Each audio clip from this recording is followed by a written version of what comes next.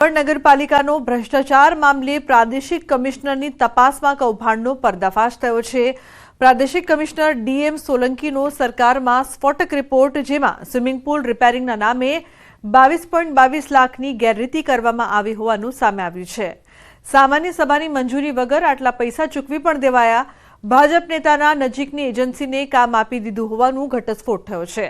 સમગ્ર કૌભાંડમાં પાલિકાના તત્કાલીન ચીફ ઓફિસર, ઇજનેર, ઇન્ટરનલ ઓડિટર અને એકાઉન્ટન્ટની સંડોવણી સામે આવી છે।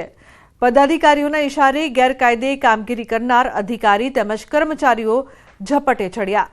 કરોડોના કામના ટેન્ડર કૌભાંડ બાદ વધુ એક કૌભાંડ સામે આવતા ભાજપ શાસિત વેરાવળ નગરપાલિકામાં ભ્રષ્ટાચાર ચરમસીમાએ પહોંચ્યું હોવાની ચર્ચાઓ લોકમુખે ચર્ચાઈ રહી છે।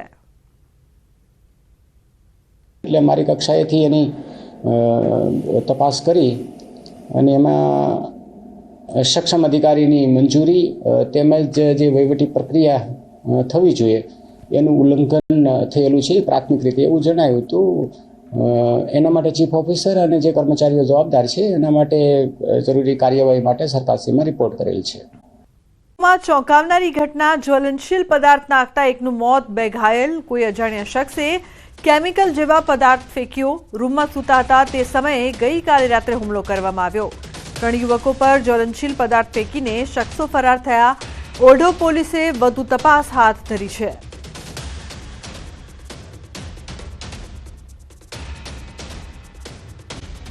તો રાજકોટ મહાનગરપાલિકા દ્વારા દર વર્ષે સિક્યોરિટી પેટે 16.50 કરોડથી પણ વધુનો ખર્ચ કરવામાં આવે છે। મહાનગરપાલિકા દ્વારા સુરક્ષાના કારણોસર માત્ર એક્સ આર્મીમેન સહિતના સિક્યોરિટી ગાર્ડ રાખવામાં આવે છે। અંદાજિત 16.50 કરોડ જેટલો વાર્ષિક ખર્ચ મહાનગરપાલિકા દ્વારા સિક્યોરિટી ગાર્ડ પાછળ કરવામાં આવતો હોય છે। અહીં મહાનગરપાલિકાના ગેટ ઉપર એક્સ આર્મીમેન તેમજ રાજકોટ મહાનગરપાલિકાનો વિજિલન્સ સ્ટાફ પણ જોવા મળ્યો હતો। મેયર નયનાબેન પેઢડિયાની ઓફિસ ખાતે પણ વિજિલન્સનો સ્ટાફ જોવા મળ્યો, તેમજ સ્ટેન્ડિંગ કમિટીના ચેરમેન, શાસક પક્ષના નેતા, ડેપ્યુટી મેયર સહિતના ચેમ્બર બહાર એક પણ સિક્યોરિટી ગાર્ડ રાખતા ન હોવાનું સામે આવ્યું છે। અમદાવાદ મહાનગરપાલિકા દ્વારા દર વર્ષે સુરક્ષાના નામે 50 કરોડથી પણ વધુના બિલ છે તે ઉધારવામાં આવી રહ્યા છે। ત્યારે રાજકોટ મહાનગરપાલિકાની વાત કરવામાં આવે તો રાજકોટ મહાનગરપાલિકા દ્વારા સુરક્ષાને લઈને દર વર્ષે 16.5 કરોડ જેટલો ખર્ચ છે તે કરવામાં આવે છે। રાજકોટ મહાનગરપાલિકાની વાત કરીએ તો પદાધિકારીઓની ચેમ્બર બહાર એક્સ આર્મીમેન અથવા તો જે વિજિલન્સનો સ્ટાફ છે તે ફરજ સુરક્ષાની દ્રષ્ટિએ બજાવતો હોય છે। બીજી તરફ વાત કરીએ તો કુલ 300 પોઈન્ટ ઉપર 670 જેટલા સિક્યુરિટી ગાર્ડ છે તે ફરજ બજાવતા હોય છે। અને આની અંદર 24 શાખાની અંદર અંદાજિત 24 જે એજન્સી છે તેમના દ્વારા આ જે ગાર્ડની છે તે ફાળવણી છે તે કરવામાં આવતી હોય છે। દ્રશ્યોમાં જોઈ શકાય છે કે પદાધિકારીઓની ચેમ્બર બહાર કોઈ પણ બાઉન્સર નહીં, પરંતુ વિજિલન્સના સાથે સંકળાયેલા જે કર્મચારીઓ છે, જે પોલીસ જવાનો છે, તે ફરજ છે તે બજાવતા હોય છે। ન માત્ર રાજકોટ મહાનગરપાલિકાની કચેરી ખાતે, પરંતુ રાજકોટ મહાનગરપાલિકા હસ્તગત આવતા તમામ જે વિભાગો છે, ખાસ કરીને ગાર્ડનની અંદર પણ છે તે ફરજ બજાવતા હોય છે। સાથોસાથ કોમ્યુનિટી હોલ ખાતે પણ સિક્યુરિટી છે તે ફરજ બજાવતા હોય છે। અંકિત પોપટ, ન્યૂઝ 18 ગુજરાતી, રાજકોટ। તો ન્યૂઝ 18 ગુજરાતી સાથેની વાતચીતમાં મેયર નયનાબેન પેઢડિયા દ્વારા જણાવવામાં આવ્યું હતું કે મહાનગરપાલિકા દ્વારા સુરક્ષાના કારણોસર માત્ર એક્સ આર્મીમેન સહિતના સિક્યોરિટી ગાર્ડ રાખવામાં આવે છે। મનપા સંચાલિત જગ્યાઓની સુરક્ષાની સિક્યોરિટી પાછળ 16.50 કરોડથી પણ વધુનો ખર્ચ થાય છે। રાજકોટ મહાનગરપાલિકામાં સિક્યુરિટીની લગભગ 16.50 કરોડની એનો પગાર ધોરણ થતો હોય છે। અને આમાં કોઈ બાઉન્સની આપણે જોગવાઈ છે નહીં, પણ એક્સ આર્મી એ અહીંયા સેવા આપતા હોય છે। 300 પોઈન્ટ છે અને અલગ અલગ જે આપણી શાખા હોય એ શાખાની અંદર એ લોકોને કામગીરી સોંપવામાં આવતી હોય છે। તેમણે વધુમાં જણાવ્યું છે કે સિક્યોરિટી પાછળ થતો ખર્ચ વધુ લાગી રહ્યો છે, તેની પાછળ થતા ખર્ચમાં ઘટાડો કરવો જરૂરી છે। તેથી મહાનગરપાલિકા દ્વારા મંજૂર કરવામાં આવેલા બજેટમાં આગામી નાણાકીય વર્ષથી સિક્યોરિટી ખર્ચ પણ ઘટાડવાનો નિર્ણય લેવામાં આવ્યો છે। કોર્પોરેશનને આ બધી આવકની જાવક જોતા ખર્ચ પણ ઘણો બધો થતો હોય તો આ બાબતે આપણે ચોક્કસ વિચાર કરવો પડશે અને આ બાબતમાં પણ અમે વિચાર કરશું કે સિક્યુરિટી બાબતમાં કેટલું આપણે ખર્ચ બાબતમાં ઓછું કરી શકીએ એના અમે પ્રયત્ન પણ કરશું. આમ અમે અલગ અલગ સ્થળે જઈને રિયાલિટી ચેક કર્યું. તેમાં અમને જાણવા મળ્યું કે અમુક જગ્યાએ સિક્યુરિટી હાજર હોય છે તો અમુક જગ્યાએ નથી હોતી. રેસકોર્સ ખાતે આવેલા કલ્પના ચાવલા ગાર્ડન ખાતે સિક્યુરિટી ગાર્ડ સ્થળ પર જ હાજર હતા તથા લવ ગાર્ડન ખાતે સિક્યુરિટી ગાર્ડ હાજર હોવાનું સામે આવ્યું હતું. પરંતુ અમારી ટીમ જ્યારે માધવરાવ સિંધિયા ક્રિકેટ ગ્રાઉન્ડ ખાતે પહોંચી ત્યારે અહીં સિક્યુરિટી ગાર્ડ પેપર ઉપર ચોક્કસ હાજર જોવા મળ્યો હતો, પરંતુ સ્થળ ઉપર સિક્યુરિટી ગાર્ડની હાજરી જોવા નહોતી મળી. રાજકોટ મહાનગરપાલિકા દ્વારા 300 પોઈન્ટ જેટલા 670 જેટલા સિક્યુરિટી ગાર્ડ કોન્ટ્રાક્ટ પદ્ધતિથી રાખવામાં આવ્યા છે. ત્યારે સવાલ એ થાય છે કે આ તમામ સિક્યુરિટી ગાર્ડ ખરા અર્થમાં સ્થળ પર ફરજ બજાવે છે કે પછી ફક્ત કાગળ પર જ ફરજ તો નથી બજાવતા ને? રાજકોટ મહાનગરપાલિકા દ્વારા ભલે વાર્ષિક સિક્યુરિટી પાછળ ઓછો ખર્ચ કરવામાં આવતો હોય, પરંતુ અમે આપને આ દ્રશ્યો જે બતાવી રહ્યા છીએ, આ દ્રશ્યો છે રાજકોટના રેસકોર્સ પાસે આવેલા માધવરાવ સિંધિયા ક્રિકેટ ગ્રાઉન્ડના દ્રશ્યો છે. આ જે ગ્રાઉન્ડ છે તે રાજકોટ મહાનગરપાલિકાના હસ્તકમાં આવેલું છે અને અહીંયા જે સિક્યુરિટી એજન્સી દ્વારા જે સિક્યુરિટી ગાર્ડ ફાળવવામાં આવ્યો છે, જોઈ શકાય છે કે સ્થળ ઉપર તેની હાજરી છે તે જોવા નથી મળી રહી. ન્યૂઝ 18 ગુજરાતીની તપાસમાં ભાગ્યોદય એજન્સી દ્વારા અહીંયા સિક્યુરિટી પ્રોવાઈડ કરવામાં આવતી હોય છે, પરંતુ અહીંયા એક પણ સિક્યુરિટી ગાર્ડ છે તે હાલ જોવા નથી મળી રહ્યો. ચોક્કસ સિક્યુરિટી ગાર્ડ છે તે પેપર ઉપર ચોક્કસ હાજર હશે, પરંતુ સ્થળ ઉપર હાજરી તેની જોવા નથી મળી રહી. બીજી તરફ હું આપને આ દ્રશ્યો છે તે બતાવવાનો પ્રયત્ન કરી રહ્યો છું. જોઈ શકાય છે કે રાજકોટનું આ ગાર્ડન છે, અહીંયા પેન્થર નામની એજન્સી દ્વારા સિક્યુરિટી ગાર્ડ છે તે પ્રોવાઈડ કરવામાં આવતો હોય છે ને અહીંયા સિક્યુરિટી ગાર્ડ છે તે ચોક્કસ તેની હાજરી છે તે જોવા મળી રહી છે. આમ અનેક સવાલો છે તે હાલ અત્યારે ઊભા થઈ રહ્યા છે. ગાર્ડ છે ચોક્કસ સ્થળ ઉપર તેની હાજરી નથી, પરંતુ પેપર ઉપર ચોક્કસ તેની હાજરી જોવા મળી રહી હશે. વડોદરા મનપા વહીવટદારોની સુરક્ષા પાછળ કરોડો રૂપિયાનો ખર્ચ કરે છે. વડોદરા મહાનગરપાલિકામાં મેયરથી લઈને કમિશનર સુધી અને મ્યુનિસિપલ સેક્રેટરીથી લઈને આરોગ્ય અમલદાર સુધીના તમામ લોકો પોતાની સાથે બાઉન્સર્સ અને સિક્યોરિટી ગાર્ડ રાખે છે, જેથી પાલિકાના ડેપ્યુટી મ્યુનિસિપલ કમિશનર કેતન જોશીએ જણાવ્યું કે 1363 સુરક્ષાકર્મીઓ પાલિકાના સત્તાધીશોને સુરક્ષા પૂરી પાડે છે, જેનું 23 થી 25 કરોડ રૂપિયાનું આર્થિક ભારણ કોર્પોરેશનના માથે ચડે છે. તો કમિશનર ડેપ્યુટી મ્યુનિસિપલ કમિશનર સાથે જ સત્તાધીશોને જાહેર જનતા વચ્ચે જવાનું હોવાથી તેમણે સુરક્ષા માટે બાઉન્સર્સ આપવામાં આવ્યા છે. દબાણ શાખાની એન્ક્રોચમેન્ટ રિમૂવલ, ટ્રાફિક, ત્યાર પછી પશુઓને જે ત્રાસ છે રખડતા ઢોરોનો, આ બધી વસ્તુઓનો 1363માં સમાવેશ કરવામાં આવેલ છે. અધિકારીઓને પદાધિકારીઓ માટે જે આપવામાં આવેલા છે એમાં કમિશનરશ્રી, ડેપ્યુટી કમિશનરશ્રી અને પદાધિકારીઓ કે જેમને જાહેર જીવનના લોકો છે, લોકો વચ્ચે જવાનું હોય છે, અને એની સુરક્ષાને ધ્યાનમાં લઈ અને એ લોકોને બોડીગાર્ડ આપવામાં આવે છે. ત્યારે આ મામલે વિપક્ષે પોતાની પ્રતિક્રિયા આપતા જણાવ્યું કે પ્રજાના મતોથી ચૂંટાયેલા પ્રતિનિધિને બાઉન્સરની શા માટે જરૂર છે?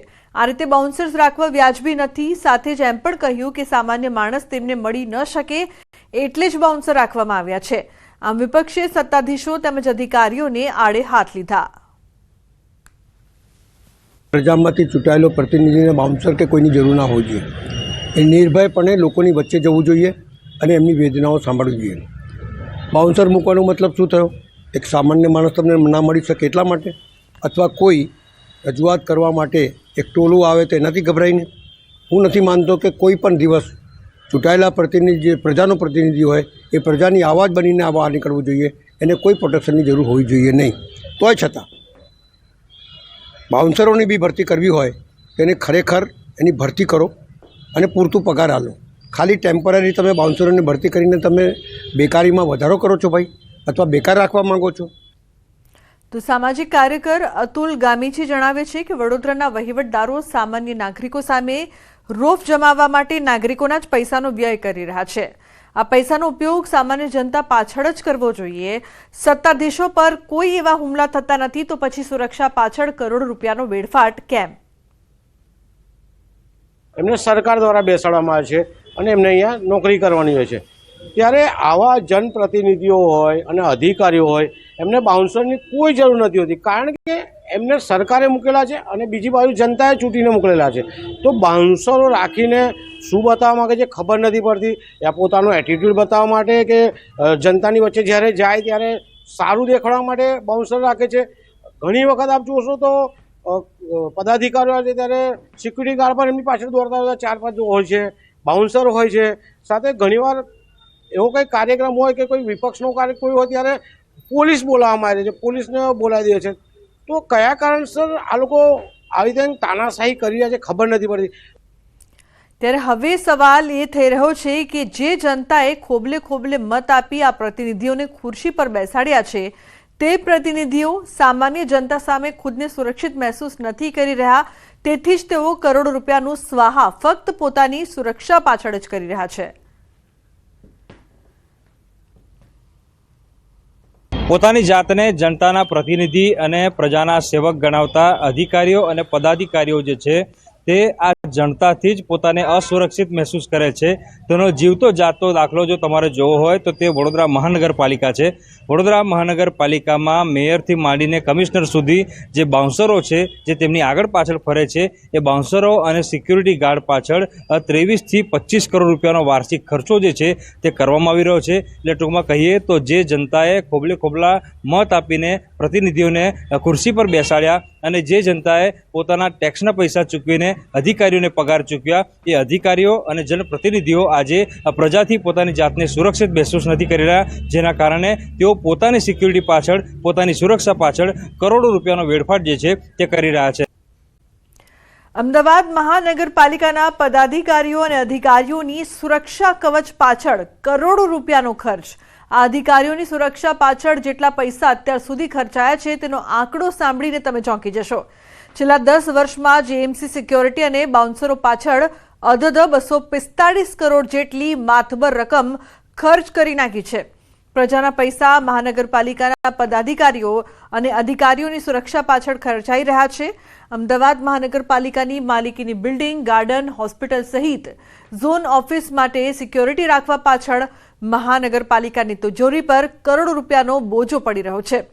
એટલામાં બાકી ન રહેતા સત્તાધીશો અને અધિકારીઓ પણ પોતાનો વટ પાડવા બાઉન્સરો અને સિક્યોરિટી રાખે છે. પણ સવાલ એ થાય છે કે આ સત્તાધીશોને કોની સામે સુરક્ષા જોઈએ છે? શું એ પ્રજા સામે સુરક્ષા જોઈએ છે કે જેમણે તેમને આ ખુરશી પર બેસાડ્યા છે? એક સામાન્ય માણસ જ્યારે સત્તાધીશોની ઓફિસમાં જવા માંગે છે ત્યારે તેમને આ સિક્યોરિટી તેમજ બાઉન્સરોની હરોળથી પસાર થઈને જવું પડે છે. વળી પ્રજાના પૈસા આમ ખર્ચાઈ રહ્યા છે તે કેટલું યોગ્ય?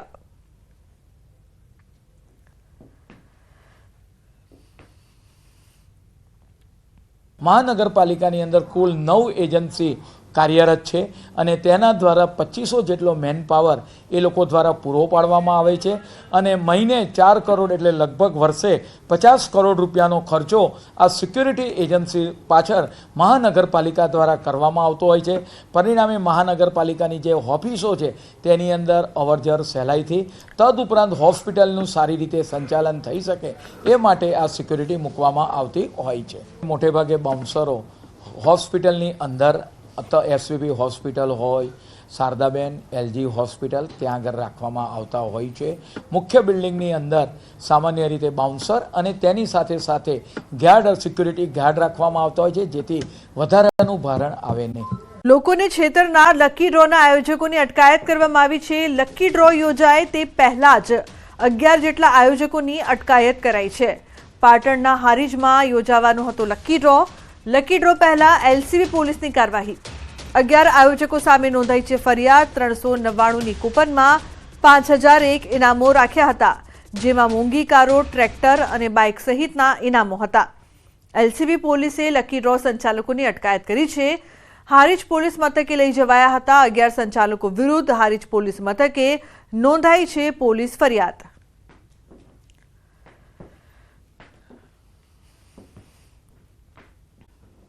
ઠગાઈના કેસમાં ચિંતાજનક વધારો. નવસારીમાં એક જ દિવસમાં ઓનલાઈન ઠગાઈના 5 કેસ, એક દિવસમાં 32 લાખની ઠગાઈના કેસ નોંધાતા ચકચાર મચી છે. અલગ અલગ 17 આરોપીઓ સામે ઠગાઈની ફરિયાદ, તો શેર માર્કેટ, વિદેશ જવાની લાલચ સહિતના નામે ઠગાઈ. નવસારીમાં સાયબર ક્રાઇમની અલગ અલગ પોલીસ સ્ટેશનમાં ફરિયાદ નોંધાઈ છે. Khergam, Vijalpor, Navsari town police station અને મરોલી પોલીસ મથકમાં ઓનલાઈન ઠગાઈના કેસ નોંધાયા છે. હવે સવાલ એ ઉઠી રહ્યા છે કે ઓનલાઈન સ્કીમ આપીને ઠગાઈ કરનારને કાયદાનો કેમ નથી લાગતો ડર? ઓનલાઈન ઠગાઈ કરનાર ઠગ હવે કેટલા? આવા અનેક સવાલો ઉઠી રહ્યા છે.